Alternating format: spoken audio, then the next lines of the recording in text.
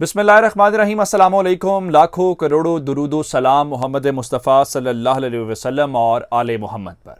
मैं हूं उमर दराज गोंदल और आप मेरा यूट्यूब चैनल देख रहे हैं। नाज़रीन, मैं आपको बताता रहा हूं कि पाकिस्तान और अफ़गानिस्तान के दरमियान जो मामलात हैं मैंने वो भी आपको बताए। मैंने हिलमत के मुतल्लिक आपको आज खबर दी और उसके बाद मैंने मुल्ला हसन अखून जो उनके वज़ीर आज़म हैं उनकी ऑडियो टेप के मुतल्लिक जो है बताया। बात इससे कहीं आगे बढ़ गई है। जो बात धमकियों तक आज हिलमत के अंदर हमने देखी वो शायद किसी जारहाना इकदाम की तरफ बढ़ रही है। मेरे पास कुछ सबूत आए हैं।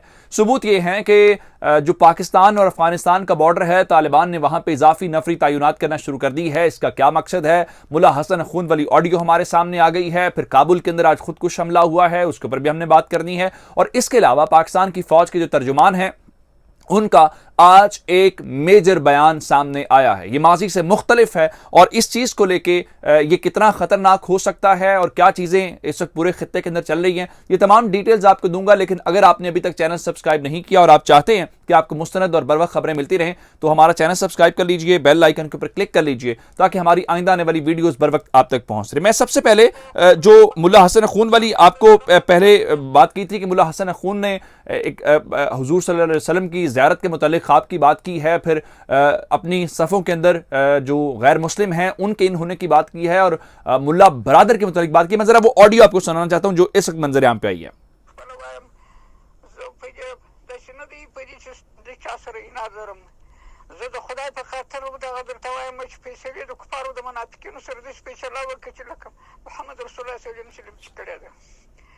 जन हक दी हक न पची हक मलगरी खुदाई दे खुदाई म मलगरी दी चावा तर्जमा कोई द हिच आसम बेरे री म वशाती चार्ज कोई दा गशाती चार्ज वो किछ छ पैदा करी आस्त कदा जन पे जब द कुफार व द मुनाफिकिन व साथ गरी पे कुफार व मुनाफिकिन खुतशन साथ ले वदर बदरी तमनाश्त व खराब दो तमनाश्त नो द ममलकत व तोल खलगो ते इहतराम लरम या खुसूसी उलमा व ता व हक खलगो ते د حق د لارې او تقوادار دي دغه د دنیا منافقین چې په جد هغه مذهب یې شروع کړي دي را روان دي د یوې په مقابل کې دا یوه کامیابه ده دا یوه هېڅوک نشي ناکامه کولی چې ما د خدای په کابل کې په خوب لیدلي دي او د محمد رسول الله صلی الله علیه وسلم په روضه کې مې په خپله په جدۍ مبارک ماته چې ابوبکر صدیق خصوصي په خپله شي ملا برابر رحمن تا ته زه خپله وایم زه په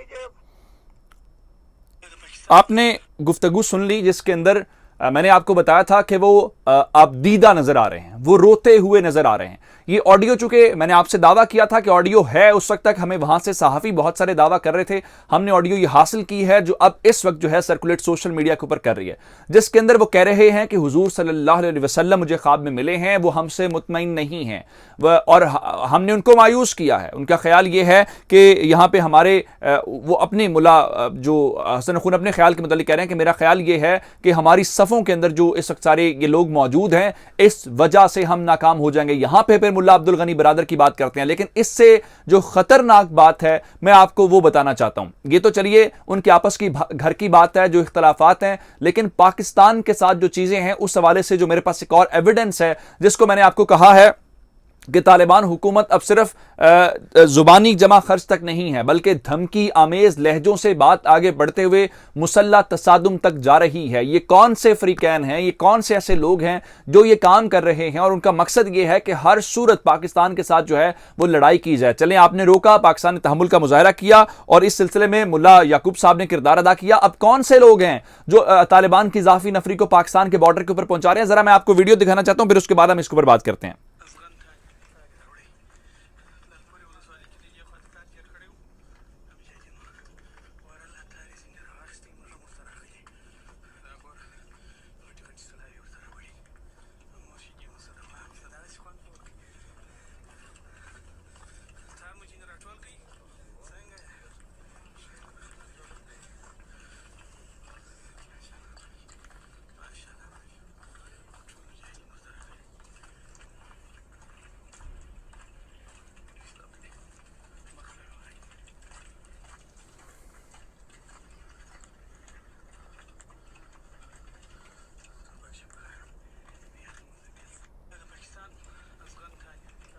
पाकिस्तान, अफगानिस्तान, तालिबान।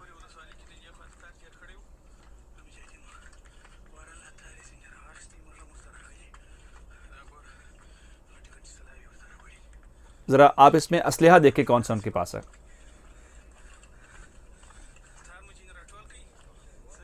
एक दूसरे का हाल चाल पूछते नजर आ रहे हैं, उनके पास भारी हथियार है।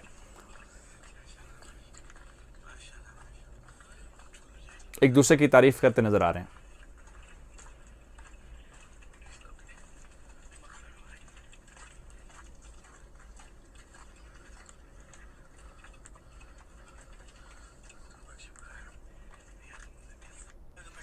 आपको इस वीडियो के अंदर जो बात नजर आई है वो ये है कि जो अफगान तालिबान का एक बड़ा लश्कर है, सैकड़ों की तादाद में जो अफगान तालिबान हैं, उनको कोई लीड करता हुआ लेके जा रहा है और वो कह रहे हैं कि हम पाकिस्तान के बॉर्डर के ऊपर पहुंच रहे हैं। और उनके पास जो वो कंधों के ऊपर आपने देखा होगा कि हथियार मौजूद हैं, जिसका मतलब ये है कि वो तैयारी के साथ पाकिस्तान के साथ लड़ने के लिए आ रहे हैं।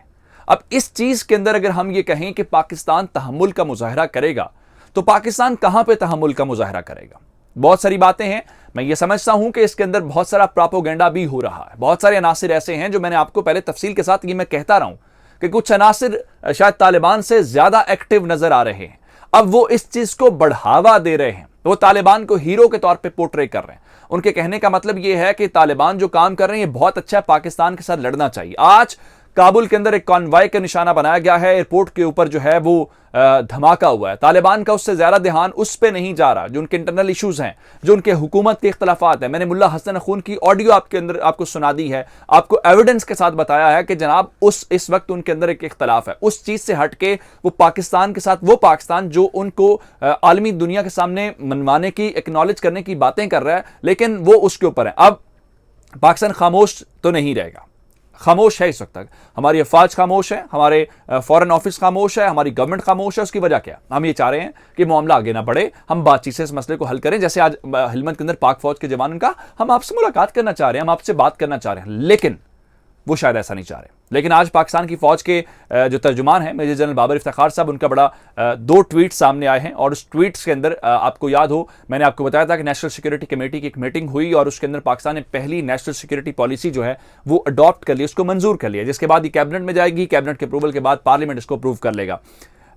उन्होंने आज कहा है कि एक माइलस्टोन है, कई सालों की मेहनत के बाद पाकिस्तान यहां पे पहुंचा है।